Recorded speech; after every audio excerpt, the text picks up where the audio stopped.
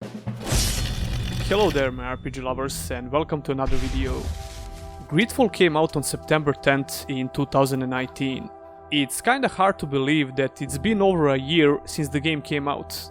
Greedfall is one of the few games that I extensively covered on the channel before and after it released. It was quite obvious that Greedfall is going to be the biggest game from this studio, there was no doubt about that. But the big question was, will it deliver? Knowing the history of spiders, some people were doubtful because previous games from this developer were not so critically acclaimed.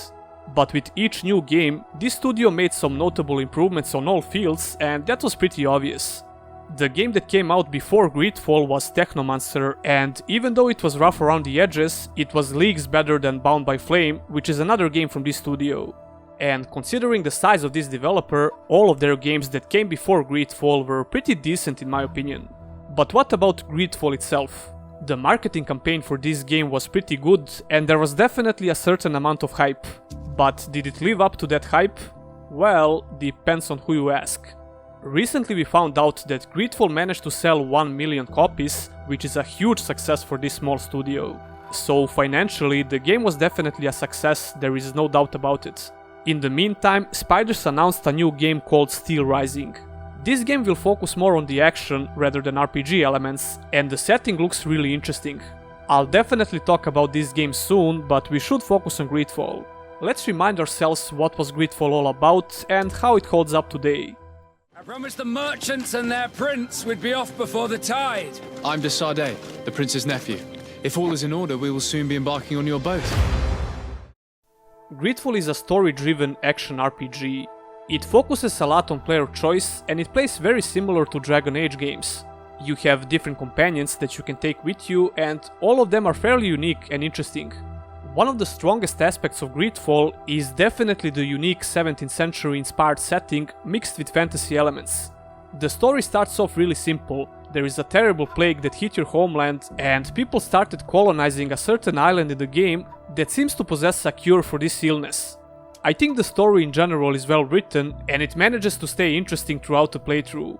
Maybe not because of the story itself, but because of the great and memorable characters. But if the story is the main reason why you like RPGs, you should definitely consider playing this game. The voice acting was actually really good, and the reason why I sound surprised is because the AA games with smaller budget usually struggle a lot with the quality of voice acting. Can you tell me anything about Afra? Don't mind me. I'll just count the shadows. There now, my dear, you know that I have nothing but praise for you. Afra is one of our greatest naturalists. Her knowledge is infinitely precious to us, and we are happy that she is among your party. I'm not trying to say that games like this have outright bad voice acting, it's usually very inconsistent. Greedfall managed to successfully avoid that problem, the voice acting is strong throughout the whole game. But I had the most concerns when it comes to the gameplay.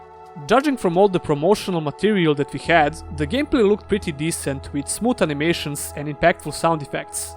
And luckily, that didn't change when the game came out. The combat experience in Greedfall was pretty decent. If I would have to compare it, it actually felt like an improved version of the combat from The Witcher 3, at least in some ways. The melee combat is pretty decent with smooth animations, impactful sound effects and hit feedback. However, the magic gameplay was average at best in my opinion, and it was definitely overpowered a bit. But the biggest problem with the combat was not the combat itself. Enemies would reset the combat quite often if you just move a little bit out of the fighting zone, which was really annoying. The game also lacked in enemy variety, and that's the reason why the combat felt a bit repetitive after a while. But since the game's average playthrough was about 40 hours, this wasn't a huge problem. It would definitely be a significant issue if the game was longer. This is actually a common problem with lower budget RPGs. Another game that came out just a few days after Greedfall had similar issues. The Surge 2 suffered from reused boss fights quite a bit, even though it had a decent amount of different regular enemies to fight. Creating a lot of unique encounters in huge RPGs requires a lot of manpower and resources, and that's quite apparent in these AA games. As for the other gameplay features in Greedfall, I think it did pretty well. The crafting system was really fun to use, it felt like it took some notes from Dragon Age Inquisition and Fallout 4. I actually did a whole video about this topic, you can check that out if you're interested. Anyway, the itemization and the crafting system in the game were done properly for the most part.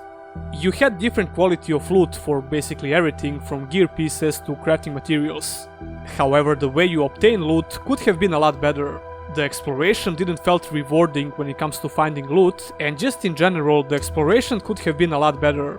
Greedfall is not an open world game, and that's not a bad thing of course, but the way you travel between zones felt a bit boring, I guess. You have a lot of smaller maps that are connected with a loading screen, and you can fast travel from these points whenever you want. The game lacks in terrain variety, and the existing maps in the game were not so particularly exciting to explore. Almost every indoor area in the game felt copy-pasted, and it was not hard to notice that. I think that's one of the main things that Spiders could improve in their future games. When it comes to the visuals, Greedfall was not an amazing looking game when it came out, so that definitely didn't change. I would say it holds up pretty good actually, apart from the character models.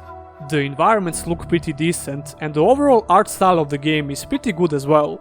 Even though the art style is leaning towards realism, the fantasy element gave the game a certain amount of stylized look. The only slight problem I had with the visuals is the color palette. I really think this game would look a lot better if it had more vibrant colors.